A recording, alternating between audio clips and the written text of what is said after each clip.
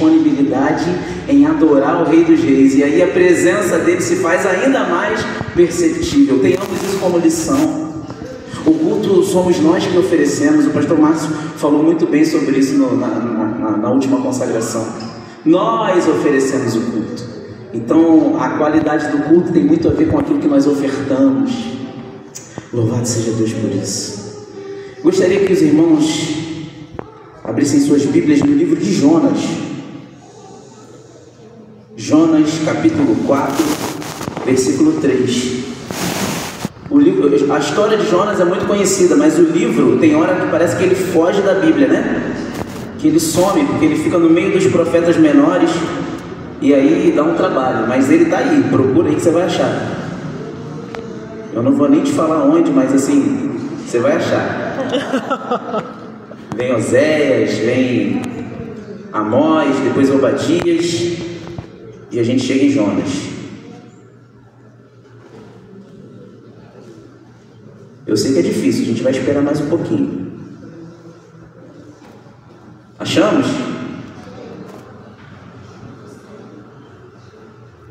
Quem tiver perdido essa batalha aí, olha para o Data Show. É o jeito. Amém? Diz assim a palavra do Senhor, livro do profeta Jonas, capítulo 4, versículo 3. Ó Senhor, agora tira-me a vida, pois para mim morrer é melhor que viver.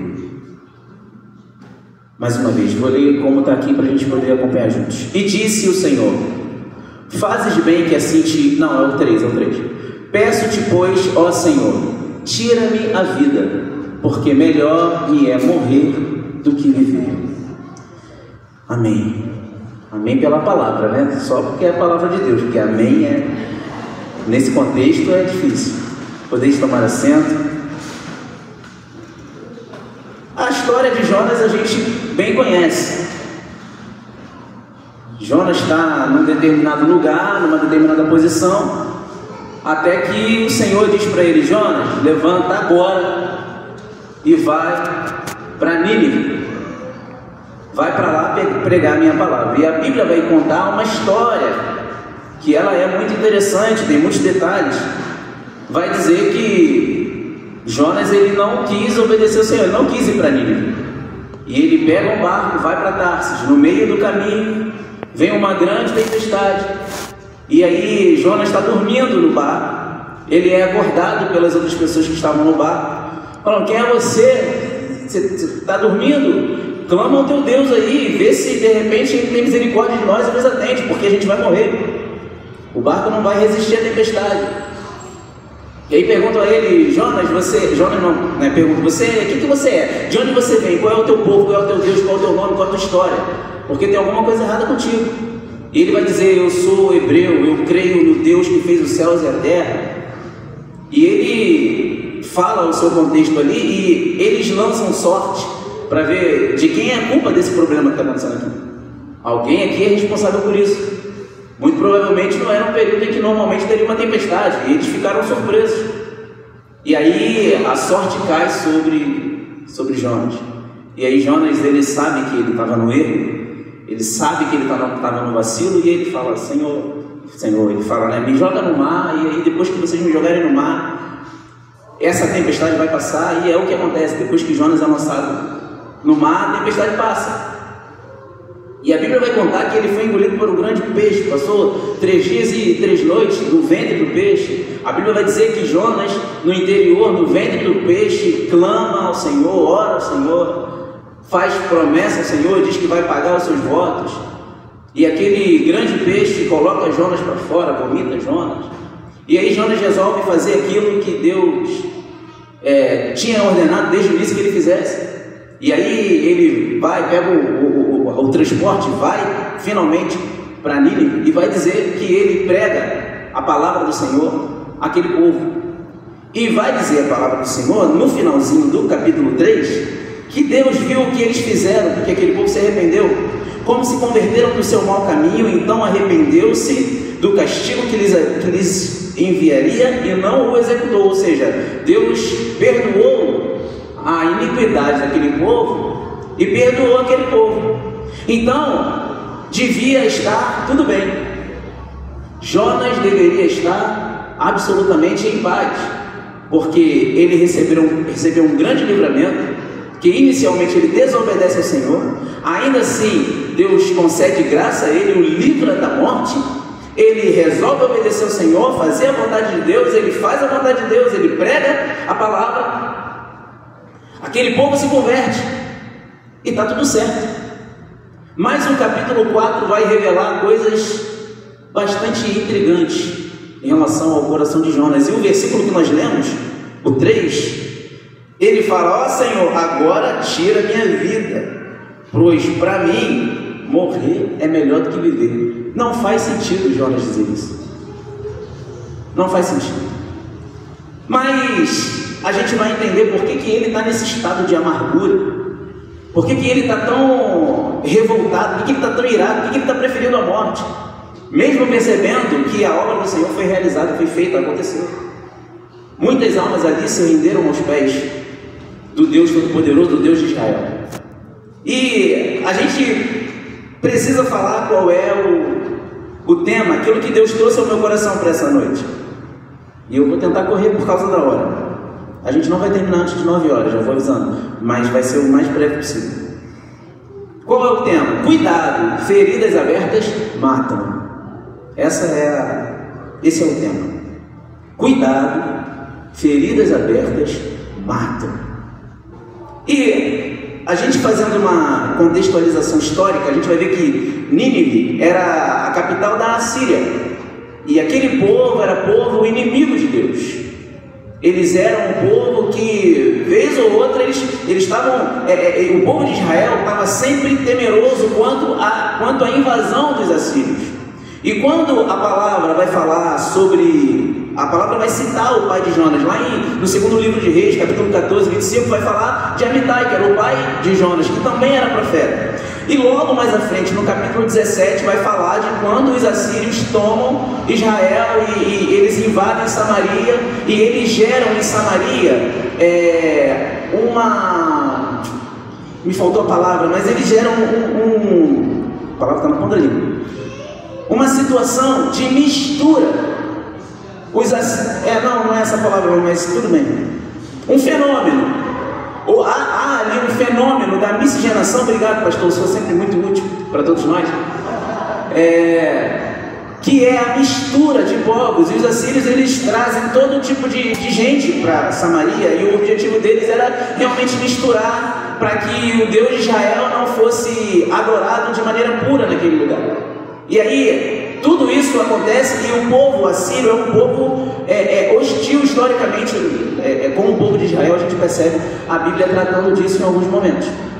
E aí Jonas, que é filho de profeta, talvez tenha ouvido seu pai profetizar várias vezes acerca de Israel, e quando os povos inimigos invadiam uma terra, eles matavam o rei, eles matavam os profetas, eles faziam ali algo terrível, e provavelmente Jonas tenha vivido até mesmo nessa tensão, porque ele sabia que se Israel fosse invadido pelos assírios, o pai dele não ficaria vivo, pelo costume de como se fazia na época.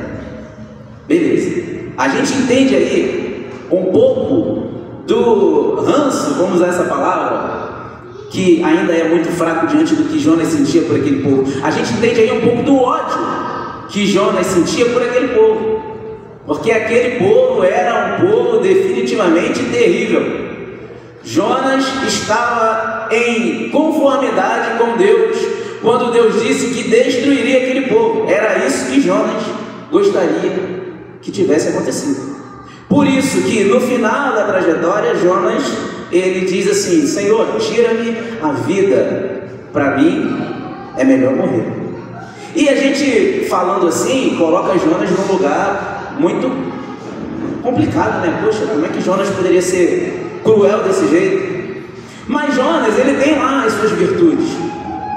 Jonas, ele é capaz de pregar no meio da tempestade, porque o versículo 9 do primeiro capítulo, quando eles dizem, no 8, né, eles perguntam a Jonas: declara-nos agora por culpa de quem nos sobreveio essa tragédia. Quem é você? Qual é a tua ocupação? De onde você vem? Qual é a tua terra? E de que povo você é? Jonas vai dizer no versículo 9: eu sou hebreu, adorador do Senhor, o Deus do céu, que fez o mar e a terra seca. Olha, Jonas está no meio de uma tempestade, e quando ele é perguntado quem ele é, ele diz: eu sou filho do Deus vivo, eu sou hebreu, eu sou adorador do Deus que fez os céus e a terra.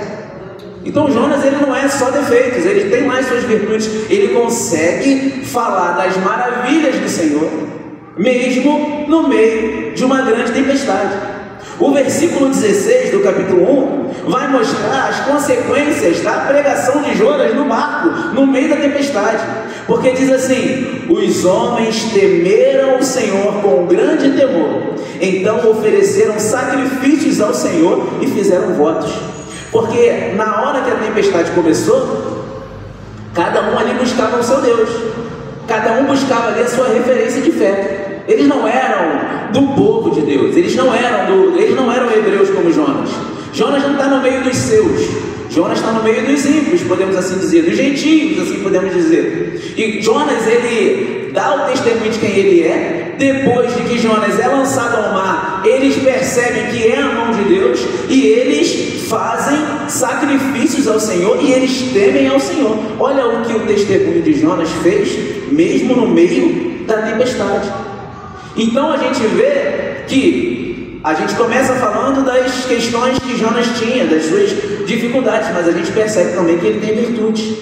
E Jonas, no meio de toda essa dificuldade, quando ele está no ventre do peixe, ele faz votos ao Senhor. Ele fala que vai cumprir aquilo que o Senhor determinou. Ele diz isso, ele diz que vai fazer. Porque Jonas, ele conhece a palavra, e a palavra fala em vários momentos diferentes acerca do voto. Por exemplo, em Eclesiastes 5, versículos 4 e 5, vai falar acerca do voto. Se você for fazer algum voto, é melhor que você cumpra o teu voto, porque é melhor que não faças o voto do que fazer e não cumprir. E Jonas está ciente disso. Existem tem outros livros, Deuteronômio, por exemplo, vai falar acerca também do voto, da importância de cumprir com aquilo que se fala. E Jonas, ele faz um voto ao Senhor quando ele está no ventre do peixe, lugar que ele vai chamar de abismo, nas profundezas. Quando ele está clamando ao Senhor, ele diz: porque tu me livraste da profundeza, do inferno, da morte. E ele diz que ele vai fazer aquilo que Deus havia determinado que ele fizesse. Mas qual é o problema? Que Jonas, ele tinha feridas no coração.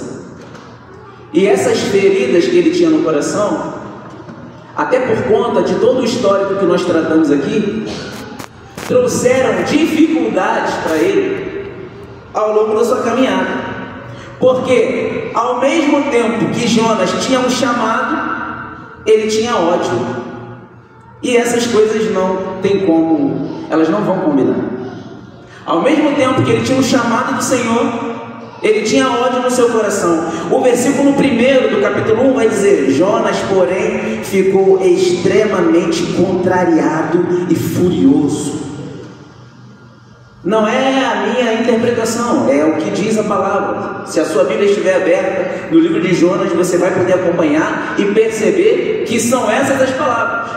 Jonas ficou extremamente contrariado, ele ficou furioso. Por que ele ficou contrariado e por que ele ficou furioso?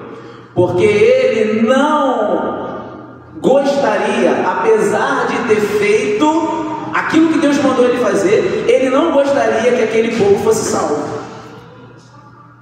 Como é que pode isso?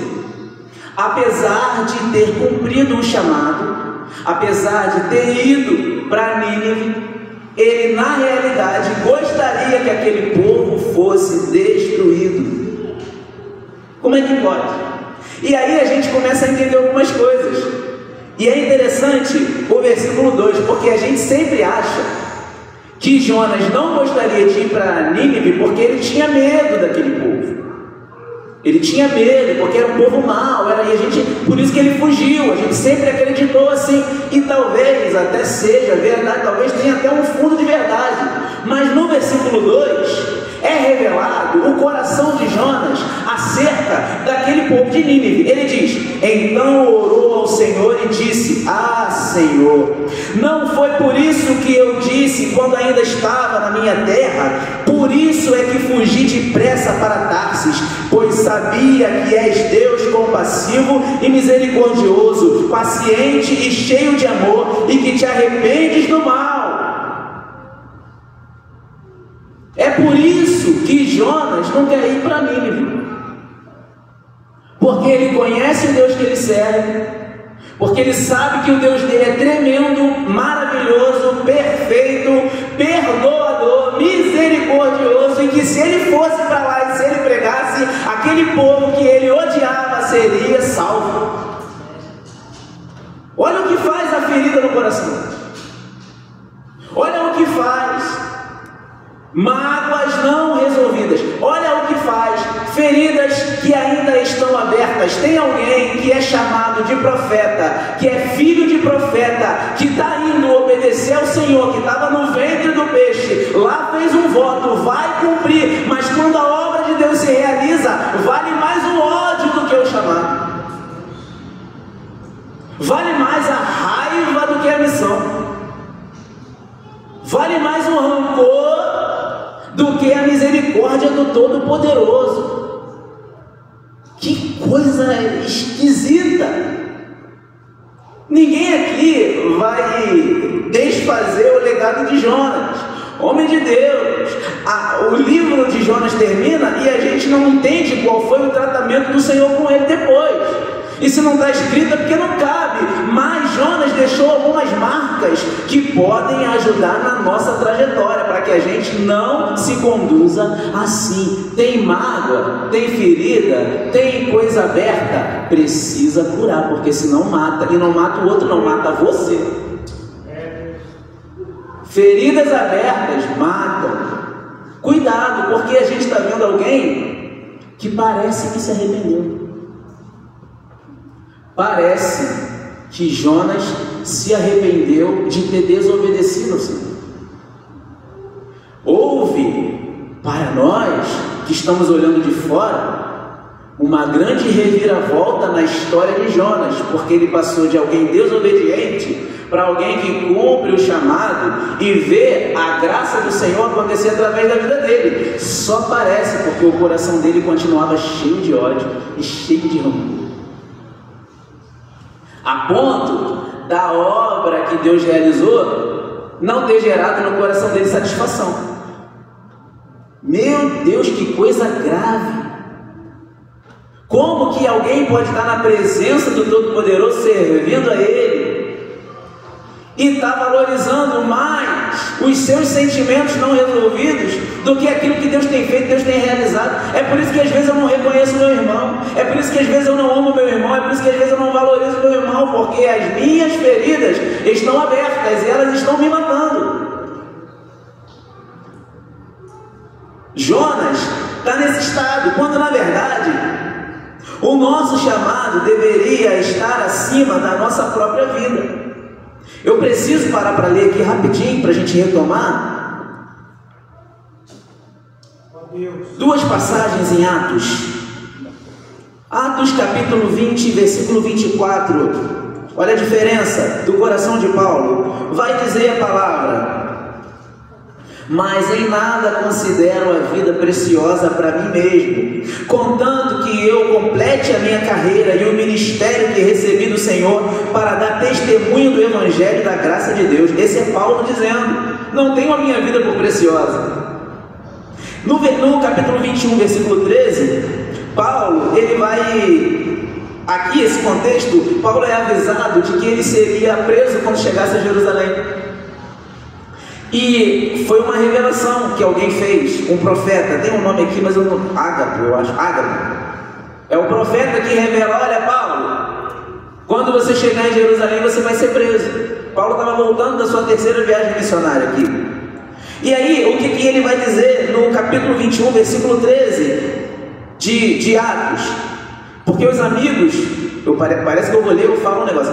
Porque os amigos de Paulo estão preocupados e tentando convencê-lo a não ir para Jerusalém, porque houve uma revelação de que ele seria preso quando chegasse lá.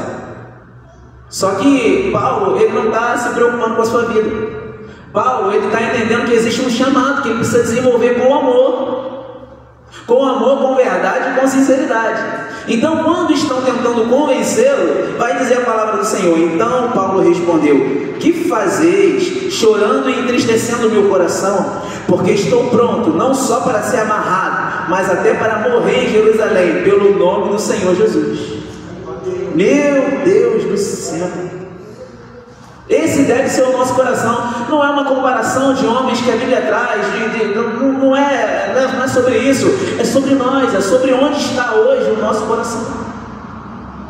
Será que o meu chamado, ele vale mais do que a minha vida? Por dizer: Senhor, eu estou disposto a fazer a tua vontade, custe o que custar.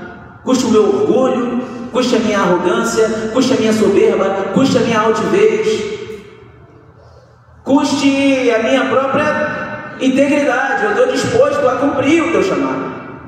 Porque Jonas, ele vai, ele até faz, mas na hora em que Deus manifesta a sua graça, é revelado o coração dele. E aí, vamos seguir para a gente poder terminar. Diz a palavra do Senhor que ele ficou furiosíssimo, porque ele gostaria que aquele povo fosse destruído.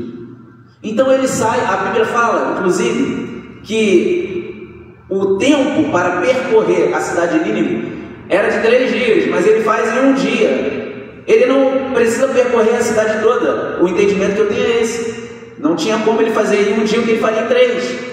Mas diz a palavra do Senhor que o povo foi convencido da palavra, de que eles precisavam se arrepender. Então, olha como que Deus é tremendo. Não é sobre o coração de Jonas, é sobre a palavra de Deus. Está entendendo? Não é necessariamente sobre Jonas, é sobre a palavra, porque ele fala da palavra, ele fala daquilo que Deus mandou, e Deus, através do que ele mesmo disse, faz acontecer todas as coisas. Mesmo Jonas com o coração podre, Deus está salvando toda a cidade de Nínive, e a coisa está acontecendo. A Bíblia vai dizer, deixa eu voltar para Jonas aqui. Ó Deus. Cadê? Volta aqui. Essa parte vai ter que cortar ali, cara. Ela tá gravando, eu tô meia hora parado aqui. Mas Jonas, ele vai chegar, ele vai dizer, ele não faz um grande discurso. Eu não sei se isso tem a ver com o coração dele. Ele fala uma palavra só: arrependam-se, vocês serão destruídos em 40 dias. Não sei, não dá para julgar Jonas, mas assim, não parece que ele está muito disposto a pregar, sabe? Não parece que ele está querendo falar muita coisa. A gente vê Estevão, antes de ser apedrejado, Estevão ele traz um relatório da história, da manifestação de Deus com os homens na terra. Você vê Paulo, quando ele faz a sua defesa, ele conta a sua história de conversão, ele faz um grande discurso. Pedro, quando as almas se rendem ao Senhor, as 3.000 almas, e outros momentos que Pedro vai discursar, ele traz um grande discurso. Isso demonstra talvez até um prazer em falar, em contar, em narrar. Não é esse o caso de Jonas nessa circunstância aqui. Jonas só diz: arrependam-se, porque em 40 dias vocês serão destruídos. Isso é o suficiente pela obra que o Todo-Poderoso tinha para manifestar, para que aquele povo ali mudasse a sua trajetória. Vai dizer que o rei deu ordem para todo o povo fazer um jejum, coloca saco na cabeça, faz um movimento, porque a gente não quer ser destruído. E aquele povo de Nínive, capital da Síria, povo que era contra Israel, vai dizer que eles se convertem ao Senhor. Glória a Deus por isso. Jonas, ele sai da cidade, e aqui começa a história trágica das atitudes de Jonas. Ele vai revelar por que ele não queria ir para lá, porque ele sabia que Deus era poderoso para perdoar, e ele pede no versículo 3, que foi o que nós lemos no início, para tirar a vida dele, porque melhor era morrer do que viver. senta em um lugar para ver o que aconteceria. Talvez ele estivesse ali torcendo para dar errado. Talvez ele estivesse ali esperando vir a destruição. E ele se afasta porque ele não quer ser destruído junto com eles. Mas não é o que acontece. Deus perdoa. Deus abençoa. A coisa fica de boa ali. O povo de Nínive foi agraciado por Deus. E aí Jonas continua extremamente furioso. E aí Deus pergunta para Jonas: Jonas, é razoável essa tua ira? Jonas, cabe o versículo 4, eu não estou inventando não, versículo 4 do capítulo 4. E o Senhor respondeu, depois que Jonas pergunta, depois que Jonas fala no versículo 3, ó Senhor, agora tira minha vida, pois para mim morrer é melhor do que viver. No versículo 4 vai dizer, o Senhor respondeu, é razoável essa tua ira? É como quem diz assim, faz sentido esse teu sentimento? Analisa, vê se faz sentido, vê se tem lógica, vê se você não está sendo imaturo, repara e vê se você não está agindo como uma criança. Faz sentido isso que você está sentindo? Tem alguma lógica? E aí vai continuar a palavra, né? Quando Jonas ele sai da cidade esperando a destruição, irado, revoltado. E aí o Senhor faz crescer um pé de aboboreira, uma planta. E aquela planta, ela faz sombra na cabeça de Jonas. Jonas muito se alegra, porque ele teve ali uma graça de Deus, ele teve ali um conforto para ele. E aí ele fica muito bem, porque ele estava confortável. Ele fica muito tranquilo, ele fica alegre. Né? Porque tem a ver com ele, né? Porque ele é egoísta, tem a ver com ele. Aí está tudo bem, quando tá do jeito que eu quero, quando está do jeito que me agrada, está tudo certo. Jonas parece até que ele esqueceu aquela raiva, porque ele, um pé de aboboreira fazendo sombra em mim. Olha como é que Jonas fica feliz. Ele não fica feliz porque o povo foi salvo, mas ele fica feliz com o pé de aboboreira. O que o Senhor faz? Envia um verme, um lagarto, que come a aboboreira, apodrece a aboboreira, seca aquela aboboreira.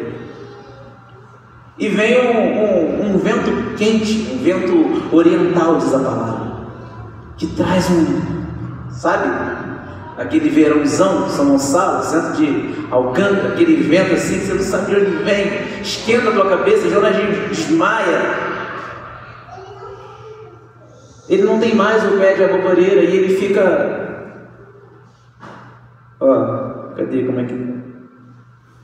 olha o versículo 8. E aconteceu que, aparecendo o sol, Deus mandou um vento oriental quente, e o sol bateu na cabeça de Jonas, e com toda a sua alma ele desmaiou e desejou morrer, dizendo, para mim morrer é melhor do que viver.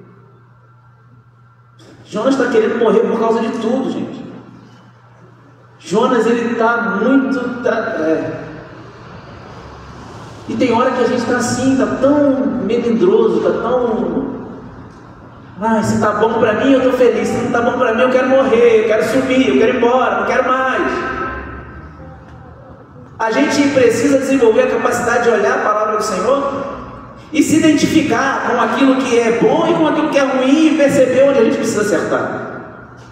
E Jonas, ele está nesse estado. Aí o Senhor pergunta, de novo, olha aqui o versículo 9. É razoável essa tua ira por causa da planta? Gente, Deus está mostrando, Deus está falando, Deus está dando oportunidade. É pela segunda vez Deus faz uma pergunta para Jonas, tipo assim, cara, presta atenção, olha o que você está sentindo, não viaja, acorda, desperta. Segunda vez, no versículo 9, é razoável essa tua ira por causa da planta? Aí a gente acha que aqui Jonas tomou sentido, porque outra vez, aqui ele aprendeu. Não, olha a resposta dele. Ele respondeu, não é uma pergunta, tá? É uma afirmação. Jonas respondeu, é justo que eu me ire a ponto de desejar a morte. Coloca para mim, igreja, o versículo 9, só para a gente ver como está a versão. Como é que é essa versão daí? Então disse Deus a Jonas, fazes bem que assim te ires por causa da aboboreira? E ele disse, faço o bem que me revolte até a morte. Não são as minhas palavras. Jonas está dizendo: eu acho que eu estou certo. Eu acho que eu estou certo. Meu Deus. Existe alguém assim aqui nessa noite? Que Deus está fazendo, Deus está mostrando, Deus está ensinando. E quando Deus faz uma pergunta que é para causar comoção no coração, a resposta é: eu acho que eu estou certo sim. Deus tenha misericórdia de nós. Aí o Senhor diz, versículo 10: tem compaixão da planta que não cultivaste, nem fizesse crescer. Tu não teve nenhum trabalho com essa planta. Você não plantou, não regou, não fez nada. Ela nasceu simplesmente, e na outra noite ela morreu. E você tem mais compaixão dessa planta do que de todo o povo da grande cidade de Nínive. Aí Deus vai dizer assim: e não teria eu, versículo 11, e não teria eu compaixão da grande cidade de Nínive, onde há mais de 120.000 pessoas que não sabem discernir entre a mão direita e a esquerda, e também muito gado. O livro de Jonas termina com uma pergunta.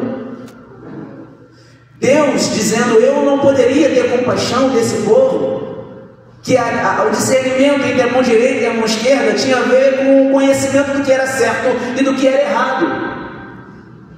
Será que Deus não deveria ter compaixão daquele povo por causa de Jonas, que guardava uma ferida aberta e por isso perdeu completamente a noção do valor do chamado, do valor da palavra, do valor do arrependimento, do valor das almas salvas? Jonas era profeta, filho de profeta, mas ele está sendo exposto nesse livro dessa forma, como alguém que perdeu a capacidade de analisar aquilo que era razoável diante de Deus. Fica para nós uma mensagem: a gente precisa correr rapidamente para curar nossas feridas, porque elas vão nos matar. Elas vão nos matar. Talvez alguém tenha aqui uma ferida gigantesca. Talvez alguém tenha uma feridinha, mas o conselho é o mesmo: corramos para os pés do Senhor para sararmos as nossas feridas antes que elas nos matem, antes que a gente se torne pessoas que estão na igreja, mas que não têm mais noção da importância do cumprimento do chamado com o coração sincero diante de Deus. Paulo cumpre o seu chamado? Amém. Mas Paulo está dizendo: ainda que me matem, por amor do Evangelho, eu vou. Jonas também está cumprindo o seu chamado, mas ele está com raiva, porque o povo para o qual ele pregou foi salvo. Que Deus tenha misericórdia de nós. Que Deus tenha misericórdia do seu povo. E que esses exemplos sirvam apenas para a gente olhar e falar assim: Senhor, obrigado porque eu tenho me conduzido conforme a tua vontade. Que assim seja nas nossas vidas. Fiquemos de pé em nome de Jesus. Amém.